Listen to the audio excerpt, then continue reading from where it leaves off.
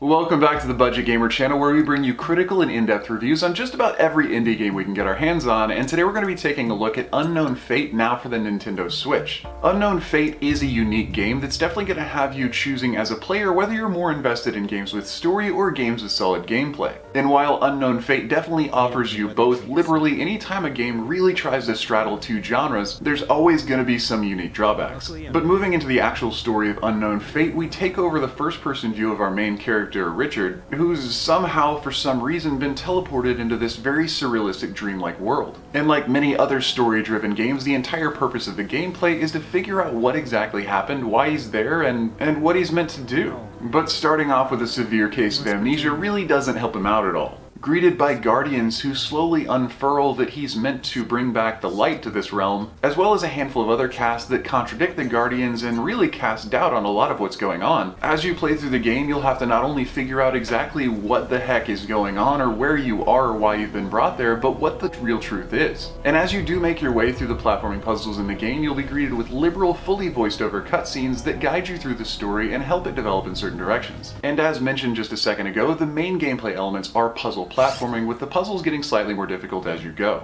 Initially, you'll only be able to activate certain panels by touching with your hand, but early in gameplay you'll be given a device known as the artifact, which will be upgraded several times throughout the game. The initial upgrade, though, being able to use a light flash or project a small light pellet, will need to be used in the game's very sparse combat, but will primarily be used for the purposes of puzzling. The second upgrade for the artifact, though, does provide a little bit more impact on the game, as it allows you to manipulate certain platforms, either picking them up and moving them, or reorienting certain objects in space. And this is where the game actually moves from a raw platformer into a puzzle platformer. You'll need to be able to figure out how to use certain items, or even where to direct certain beams of light to open certain doors, in order to progress the gameplay forward. And if you make it far enough, there is actually one final upgrade to the artifact that I'm gonna leave as a bit of a secret surprise for anyone who actually wants to dive in and find out. So moving on to the game's art and sound, it's really apparent how much effort the developers actually put into the game as far as the environments and the designs of the scenery. The graphics are absolutely gorgeous, and the ambiance really is surrealistic and dreamlike.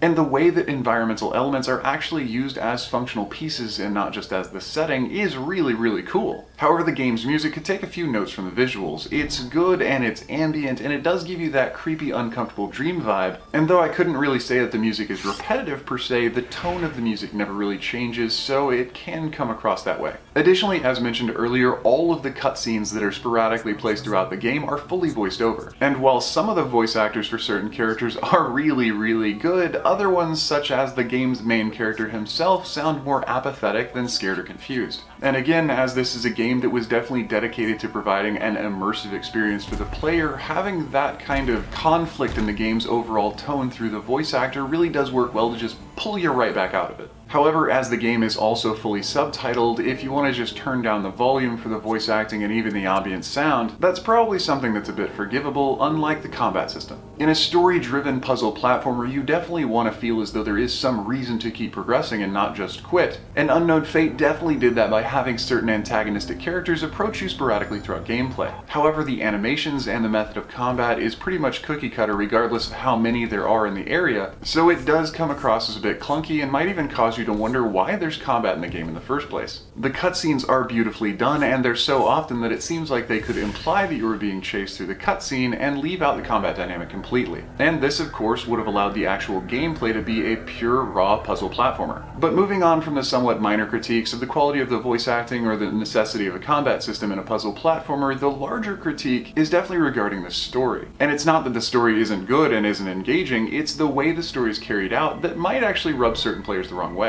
If you've played other ambient atmospheric games such as Grease that allow the player to play through the entire platforming game and try to figure out what the solution or the closure of the game's story was for themselves, then you might be completely on board with the way that Unknown Fate carries out its story. Or if you enjoyed games like Axiom Verge, which asked a lot of questions that it never really intended to answer, again, you might be really on board with the way Unknown Fate tells its story. As you slog through the mire of repressed memories in Unknown Fate and try to figure out what the truth is, that overall after all is the game's point. And of course, as it wants you to go on this journey of discovery for yourself, it's not going to tell you what the answers are. I mean, after all, getting there is half the fun, and it's obvious that that's what the developers intended. So if you are a player that really enjoys immersing themselves in a game and finding their own closure at the end, then Unknown Fate is going to be a pretty great experience, minus its few flaws. However, if you're investing in Unknown Fate because you're a fan of challenging platformers, you might find the constant interspersing of story and cutscenes to be a bit annoying. But there's really no one that can argue that it's not a beautiful game. And even though the questions aren't exactly answered for you verbatim, the story is engrossing and engaging. So while I can definitely say that I enjoyed my experience with Unknown Fate, I can also easily say that it's a game that's not meant for every player. And on that note, that does about wrap up the review of Unknown Fate on the Nintendo Switch, so if you liked the review or found it helpful, feel free to throw me a comment or a like to show your support. And don't forget to click that little bell icon when you subscribe to stay updated with the latest content. There are new and unique indies coming out literally every single day, so there's always going to be something new to find right here. But since I can only cover a couple of reviews a week, if you want to hint at which ones might be coming up next, you can follow us on Twitter. And if you want to help support the channel and help me actually create these reviews, Patreon is a great way to get involved.